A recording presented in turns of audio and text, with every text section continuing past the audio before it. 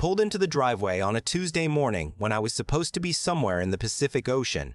The fishing vessel I'd crewed for the past 7 months had developed a hydraulic failure in the winch system 40 miles off the Oregon coast.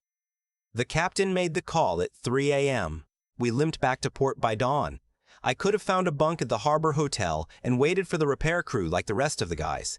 Instead, I drove 4 hours straight, 2 Red Bulls and a gas station sandwich because something in my chest wouldn't settle. I kept telling myself it was just the adrenaline from the emergency, the scramble of getting the boat in, the smell of burned hydraulic fluid still in my nose.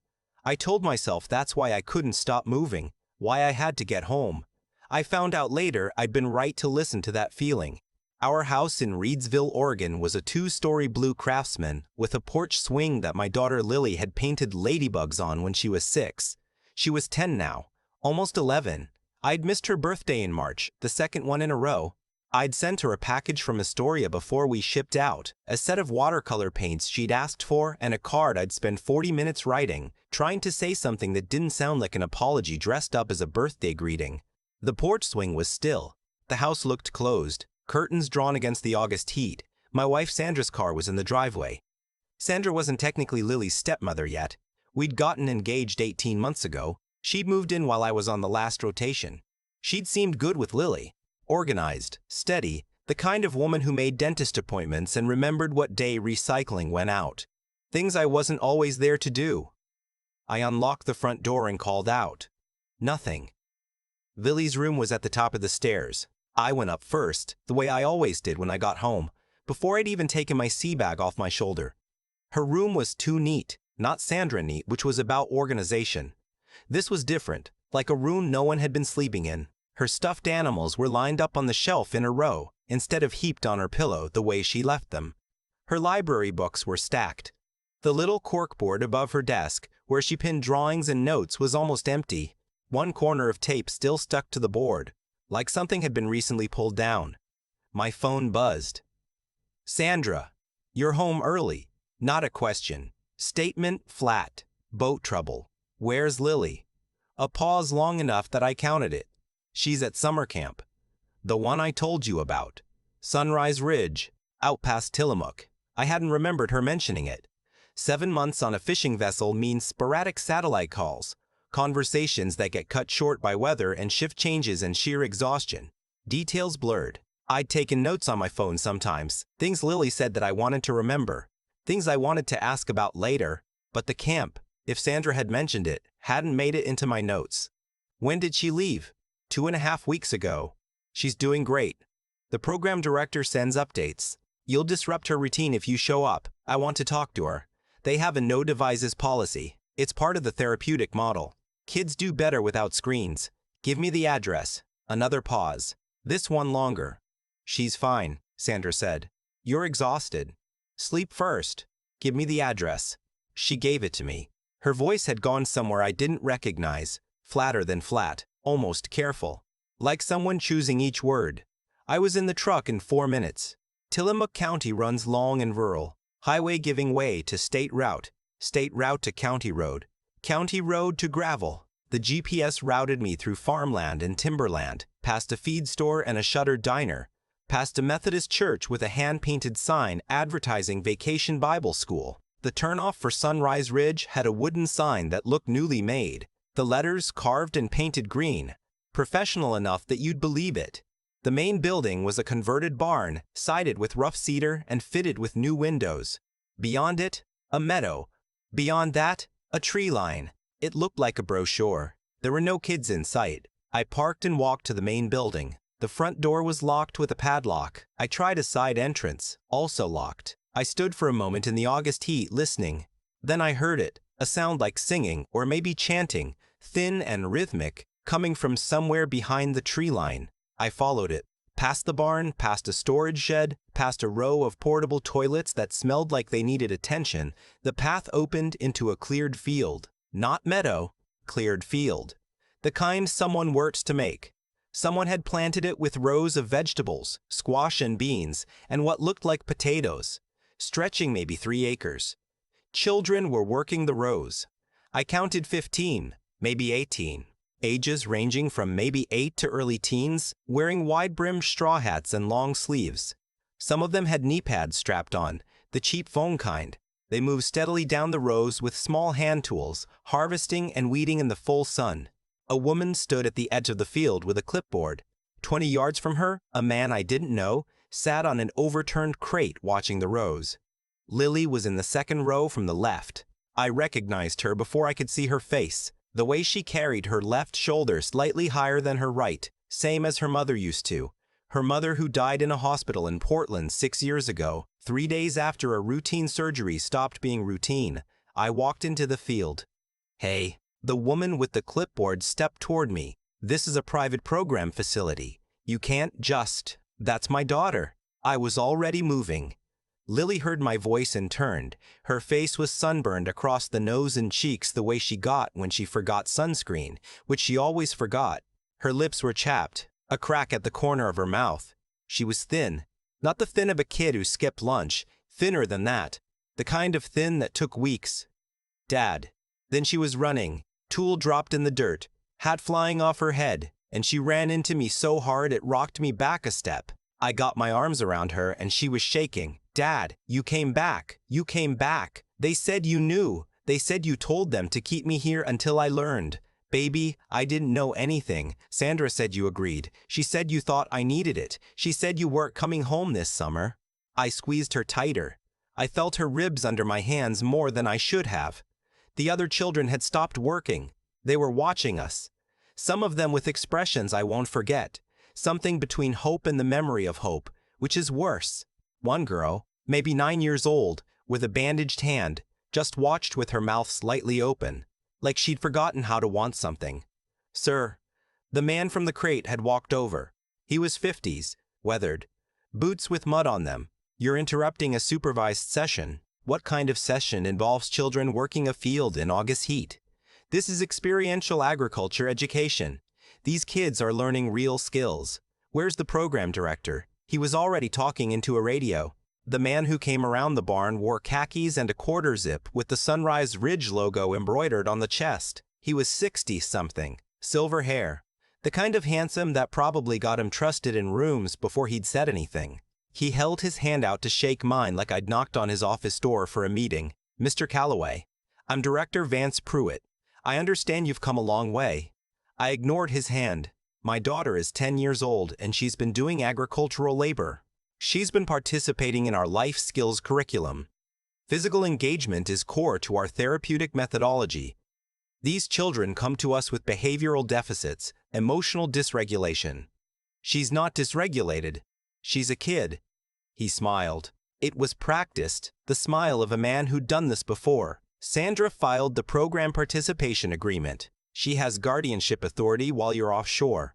We've been in full compliance with..." "Let me see the paperwork. It's in the administrative office. I'd be happy to schedule a review appointment for tomorrow." "I'm not coming back tomorrow. I'm taking my daughter now. That would constitute interference with a legal custody arrangement. Sandra has temporary guardianship authority while you're working extended rotations. That's her right as your legal partner, and she's executed it by enrolling Lily in our program. If you remove her without going through proper channels, I'll have to call the sheriff." Lily was still holding my arm with both hands. She hadn't let go since she'd reached me. "Dad, please."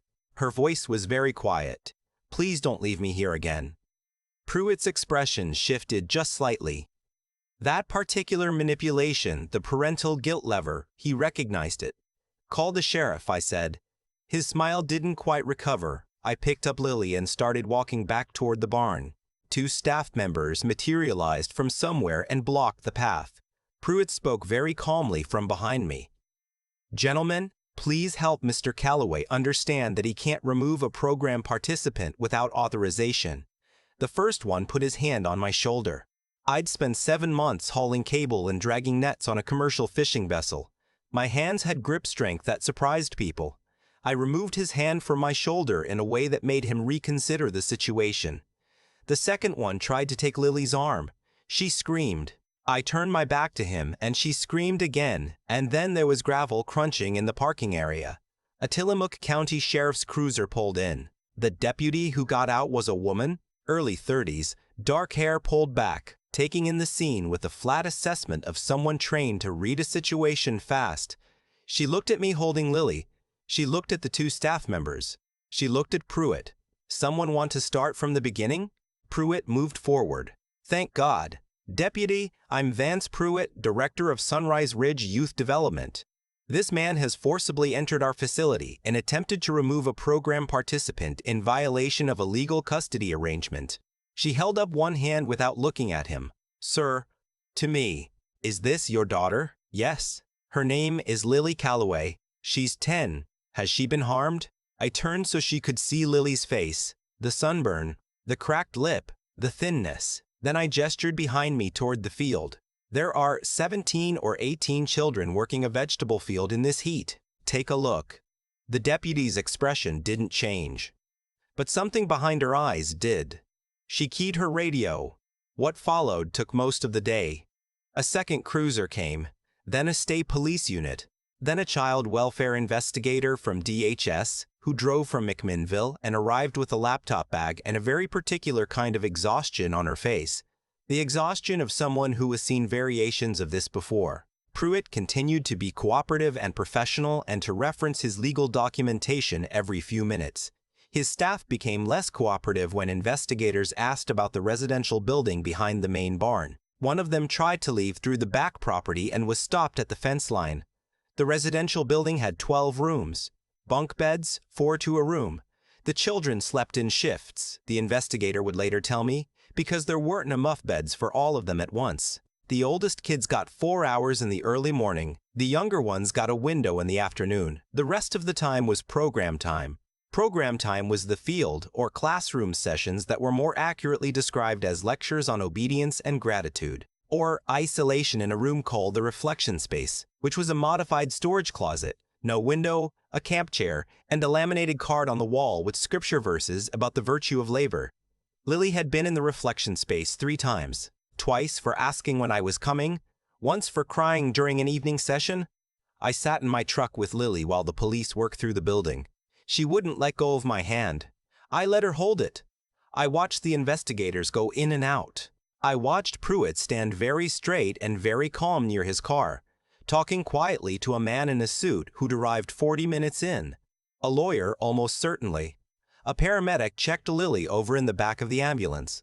Mild dehydration, early-stage malnutrition consistent with restricted caloric intake. Blistering on her left palm from tool use. A healing cut on her right forearm she said she'd gotten on a wire fence 3 weeks ago that no one had cleaned properly. She needs to be seen at a hospital. The paramedic said, I'm not going without my dad. I'll be right behind the ambulance the whole way, I told her. She thought about it. Okay. But don't stop for gas. I didn't. Sandra arrived at the hospital around 7. She came in looking like she'd driven fast. Mascara slightly wrong.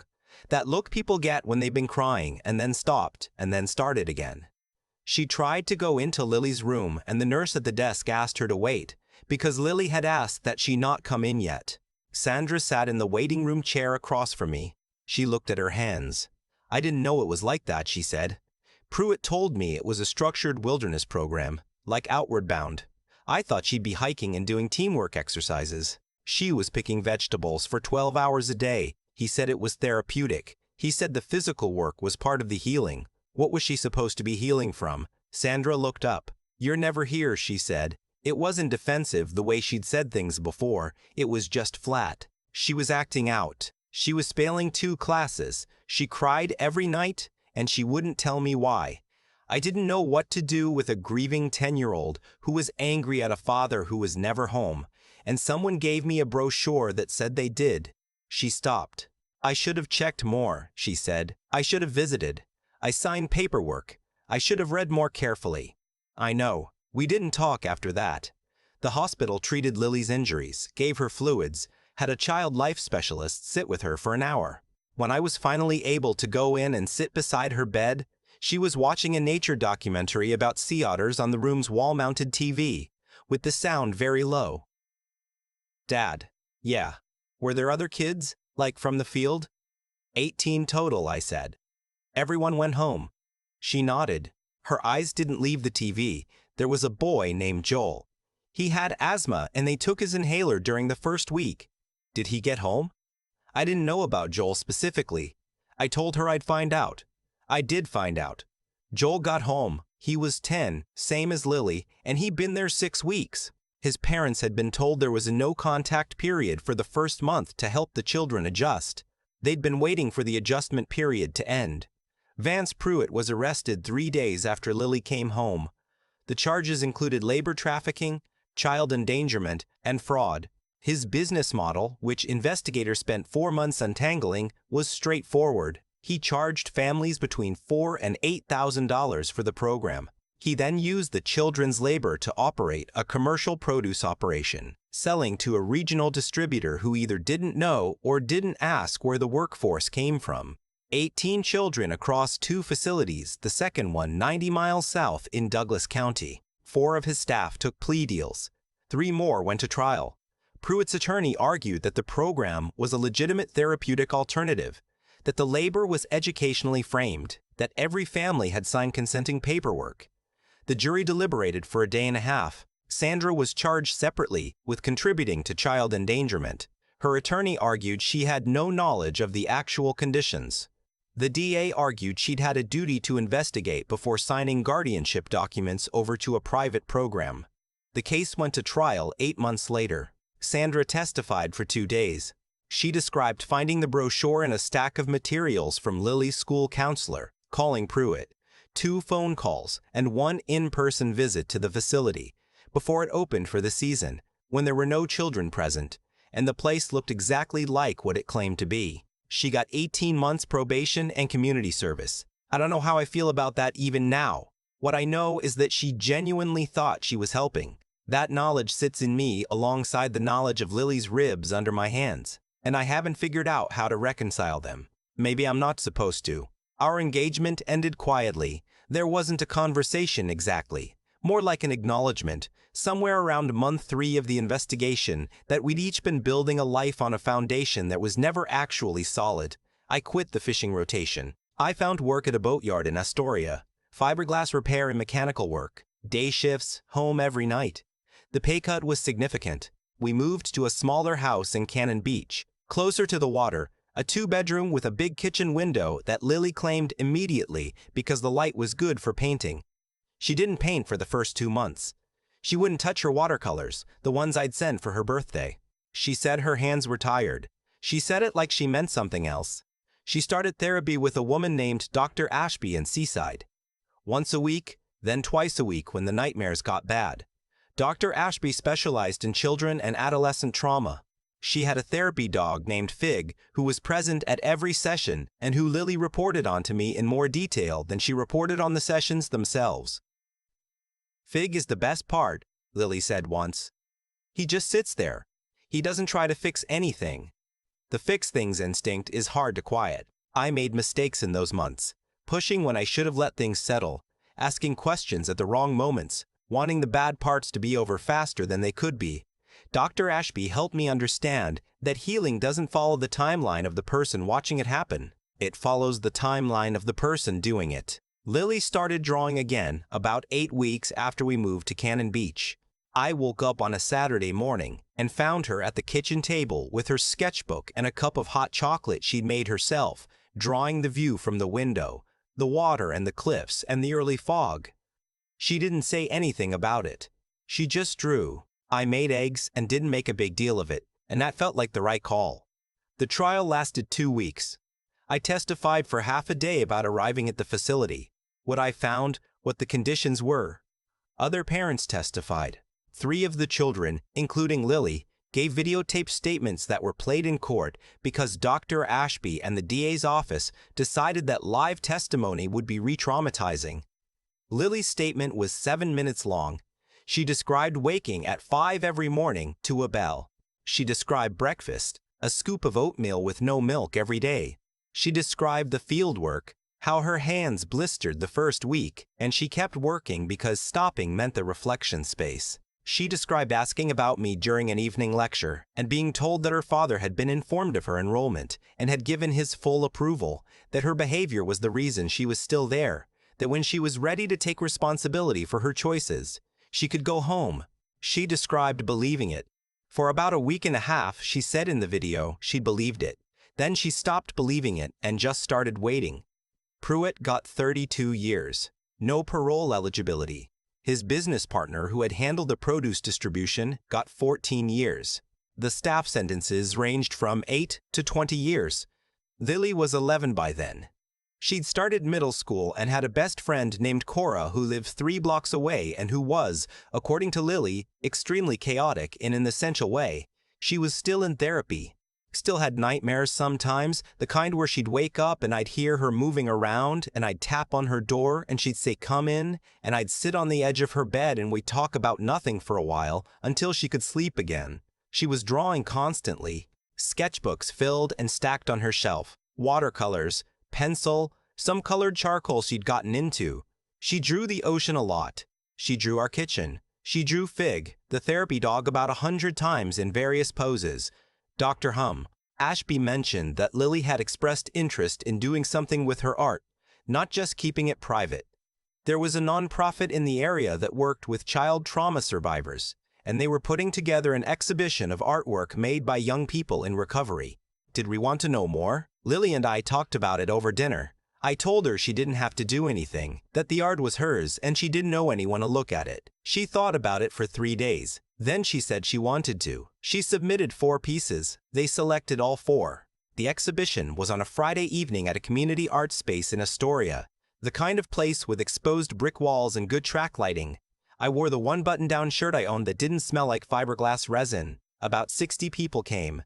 Other families, social workers, some of the officers from the original investigation. The DHS investigator who'd driven from McMinnville that August afternoon was there, out of uniform. She looked tired in a different way than she had then, the kind of tired that comes from caring about the work. Lily's 4 pieces hung on the east wall. She'd matted them herself, which I hadn't known she'd done until I saw them. She'd titled each one on a small card in her own handwriting. The first was a field, rows of something growing, painted in the low blue light of early morning. In the middle of the field, very small, a single figure standing still while the other shapes around it moved. She'd titled it, "Before Anyone Came." The second was a hospital room window. Not the room, just the window. The square of outside it contained a parking lot, a tree, a strip of sky. She'd titled it, "The First Day I Felt Safe." The third was our kitchen window in Cannon Beach. The water and the fog and the cliff, morning light. Fig the therapy dog asleep in the corner, tail curled. She'd titled it "Home." The fourth one stopped me. It was the field again, but different. Same rows, same composition, but painted in full afternoon gold instead of blue pre-dawn.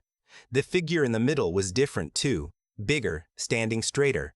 And the rows around it weren't crops, they were wildflowers. She'd titled it, "What I Grew Instead." A woman stood in front of it for a long time. She turned to me because I was obviously the father, obviously the man who'd been crying for the past 10 minutes, trying not to let anyone notice. "Your daughter made this?" She did. It's remarkable. She captured something that takes most adults years to articulate. I didn't know what to say to that. I said thank you and looked back at the painting. Lily found me near the end of the evening. She had a name tag on that said, "Lily, Artist," which she found mortifying and had been wearing anyway. She came and stood beside me in front of her own painting, the way you do when you've made something, and you're still figuring out how you feel about it existing in the world. "Joel came," she said. "The boy from the program. I know, I saw him earlier. He's doing okay. His mom was telling me. He's playing soccer now. That's good." She looked at the painting. "Dad, yeah, do you think I would have been okay if you hadn't come home early?" The question had weight to it, the real kind, not the kind that wants reassurance, the kind that wants honesty. "I don't know," I said. "I think you're the kind of person who finds a way through. But I'm really glad I didn't have to find that out." She nodded, like that was an acceptable answer. Then she leaned her head against my arm for a second, the way she'd done since she was small, and then she straightened up because she was 12 now and there were people around. "Go talk to Joel," I said. "He came to see your work." She went. I stood in front of What I Grew Instead for another few minutes. The woman from the DHS office came and stood beside me. We didn't know each other's names, not really, only from paperwork in a parking lot in August. You got there fast that day, she said. Hydraulic failure on the winch, I said. We had to come in early, she nodded. Good hydraulic failure. I thought about the drive back. 4 hours, 2 Red Bulls, that thing in my chest that wouldn't settle. All the rotations before that one when I'd told myself that stability meant the paycheck. That being a good father meant keeping the lights on even if it meant being far away. All the birthday calls that got cut off by bad satellite signal. All the months of believing that Sandra's steadiness was enough, that my absence was a variable that could be managed. I'd been wrong about that. I'd been wrong about a lot. And I'd gotten lucky in a way that not every parent who makes the same mistakes gets to be lucky. Outside the art center, on the sidewalk, Lily was talking to Joel and his mother in the warm evening air. She was using her hands when she talked, which she'd always done, which she'd stopped doing for the months after and had started doing again sometime in the past year without me noticing exactly when. She said something and Joel laughed. She was going to be okay. Not the uncomplicated okay of before, which hadn't been real either, but the specific okay of someone who has learned what they can survive and decided to put flowers in the field where the hardest thing happened. I've been doing the school pickup every afternoon for 2 years now. I've been coaching the Saturday morning art class at the community center, which I'm in no way qualified for, but which the teacher, who is qualified, said she needed a helper who could cut mat board and deal with 12-year-olds without panicking. I can do that. I've been speaking at parent information nights, the kind that schools and libraries and community centers run. Warning sign evenings, where families learn what questions to ask before they sign anything. What a legitimate program looks like versus what someone pretending to run one looks like. I bring a 1-page checklist that a child welfare attorney helped me draft. Can you visit your child anytime without notice?